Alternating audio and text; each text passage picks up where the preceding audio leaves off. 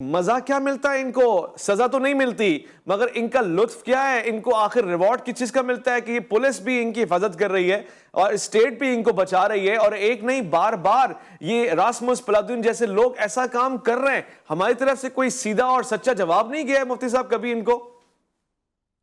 بسم اللہ الرحمن الرحیم نحمدہ و نصلی علی رسول الکریم اما بعد۔ سویڈن کا جو واقعہ پیش آیا ہے یہ نہ صرف یہ کہ انتہائی افسوسناک ہے، کریہ اور بدترین اور انتہائی مذموم اور بھونڈا واقعہ ہے، اور اب تو مذمت کے لیے جو اس کے لیے کوئی لفظ تلاش کیا جائے تو صحیح معنی میں وہ لفظ بھی نہیں ملتا۔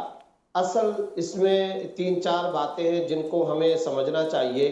پہلی بات تو یہ ہے کہ آج دنیا میں ایک ہوا بٹھایا گیا ہے مغرب کے حوالے سے کہ وہ جدیدیت کے قائل ہیں، وہ تعلیم کے قائل ہیں، وہ ہیومن رائٹس کے قائل ہیں، وہ آزادی اظہار کے قائل ہیں۔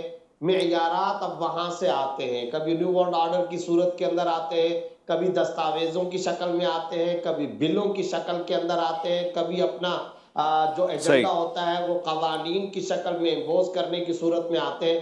لیکن سوال یہ پیدا ہوتا ہے کہ کوئی بھی ضمیر، کوئی بھی انسانیت والا، کوئی بھی اخلاق و فطرت سلیمہ والا معیار اگر ہے، کوئی بھی معیار، تو ذرا مجھے بتائیں یہ قرآن کریم کا نظرت آتش کرنا اور جلانا اور بے حرمتی، کیا ان میں سے کسی بھی معیار پر وہ فٹ آتا ہے؟ مثال کے طور پر یہ کہا کرتے ہیں کہ جی دہشت گردی اس لیے ہوتی ہے، دنیا میں جرم کا ارتکاب اس لیے ہوتا ہے کہ بہت سارے لوگ جہالت کا شکار ہیں۔ تو اب سوال یہ کہ یہ جو سویڈن میں بار بار قرآن کریم کو نظر آتش کیا جا رہا، ڈنمارک کے اندر ہوتے ہیں، کبھی کارٹون بناتے ہیں، کبھی رسول اللہ صلی اللہ علیہ وسلم کی شان اقدس کے اندر گستاخی کرتے ہیں، کبھی قرآن، کبھی صاحب قرآن کی گستاخی۔ تو میں یہ پوچھنا چاہتا ہوں کہ کیا یہ تو دنیا میں اپنے آپ کو تعلیم کے علمبردار کہتے ہیں۔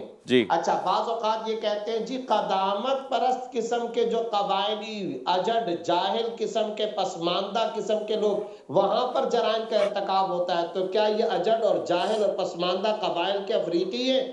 یہ بھی اپنے آپ کو وہ بھی نہیں کہتے، بلکہ یہ کہتے ہیں ہم تو بڑے ماڈرن ہیں، ہم تو بڑے تعلیم یافتہ ہیں، ہم تو بڑے شہری ہیں، ہم سے تہذیب اور شائستگی اور ہم سے رواداری اور ہم سے سارے کے سارے معیارات پھوٹتے ہیں۔ اچھا، پھر ایک معیار یہ ہوتا ہے کہ یہ اس وجہ سے یہ جرم کا ارتکاب کیا جاتا ہے تاکہ لوگوں کے حقوق کو طلب کریں، لوگوں کی دل آزاری۔ ادھر تو یہ کہتے ہیں دنیا کے اندر یہ بار بار علم اٹھائے پھرتے ہیں کہ ہم انسانی حقوق کے علمبردار ہیں، ہم تو ٹالرنس کی بات کرتے ہیں، ہم تو عدم برداشت کو ختم کرنا چاہتے ہیں، ہم تو صبر پیدا کرنا چاہتے ہیں۔ کیا یہ صبر اس طریقے سے ہے؟ کیا عدم برداشت کے خاطر اس طریقے سے ٹالرنس کا اس چیز کا نام ہے؟ پھر یہ کبھی کبھار دنیا میں کہتے ہیں جناب ہم تو پیس کے، ہم تو امن کے پیامبر، امن کے علمبردار ہیں۔ تو اس طرح 1.5 ارب انسانوں کو ان کی جانوں سے بھی زیادہ سخت ترین اذیت پہنچانا، کیا یہ پیس اور امن کی اور کیا رواداری اور برداشت کی علامت ہے؟ تو سوال یہ ہے اویس بھائی، نہ تو یہ جدیدیت پر پورا اترے، نہ یہ انسانی حقوق پر پورا اترے، نہ یہ تعلیم کے تقاضے پر پورا اترے، نہ یہ ماڈرنزم پر پورا اترے، نہ یہ انسانی حقوق اور ہیومن رائٹس پر پورا اترے، نہ یہ ٹالرنس اور صبر اور رواداری پر پورا اترے، تو پھر مجھے پھر آج کے پروگرام میں اس بات کی مجھے اجازت دیں، یہ جاہل ہیں، یہ جدید نہیں ہے، یہ قدیم اجڑ ہیں۔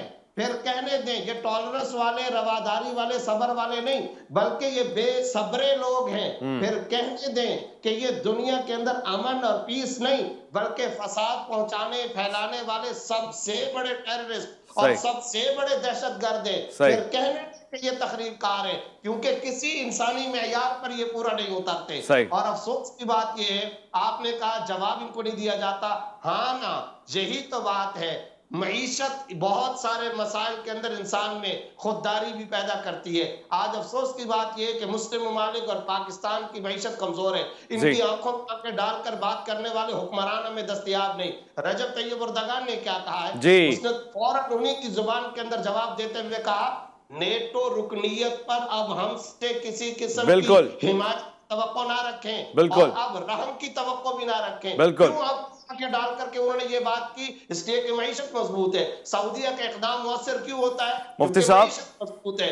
آج ہمارے پاس معیشت چونکہ کمزور ہے، ہم ان کو ان کی زبان کے اندر جواب نہیں دے سکتے۔ آپ وجہ فرما رہے ہیں۔ ضرورت اس بات کی ہے کہ حکمران دینی غیرت حمیت بھی پیدا کریں اور ان کی زبان میں ان کو جواب دے کر اس تخریب کاری کو روکیں.